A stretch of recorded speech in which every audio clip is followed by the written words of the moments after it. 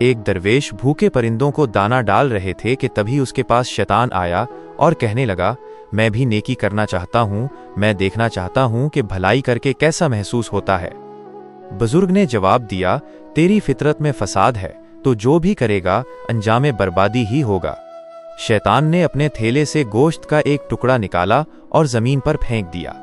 کچھ ہی پل بعد ایک بلی آئی اور گوشت کا ٹکڑا جلدی سے کھانے لگی۔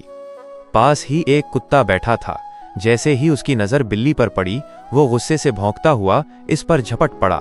بلی نے بچنے کی کوشش کی مگر کتے نے اسے وہیں مار ڈالا۔ یہ سارا منظر جب بلی کے مالک نے دیکھا تو وہ غصے میں دوڑا اور کتے پر ایسا وار کیا کہ کتا وہیں ڈھیر ہو گیا۔ شور سن کر کتے کا مالک بھی موقع پر پہنچ گیا، اس نے چیخنا شروع کر دیا اور بلی کے مالک سے جھگڑنے لگا۔ بات بڑھتی گئی اور آخر کار دونوں آدمی آپس میں لڑتے لڑتے مر گئے۔ یہ سب کچھ دیکھنے کے بعد شیطان نے بزرگ کی طرف نظر ڈالی تو بزرگ نے افسوس سے کہا، اگر وہ انسان صبر سے کام لیتے تو تم کبھی کامیاب نہ ہوتے۔ تمہاری نیکی نے 4 جانیں لے لیں۔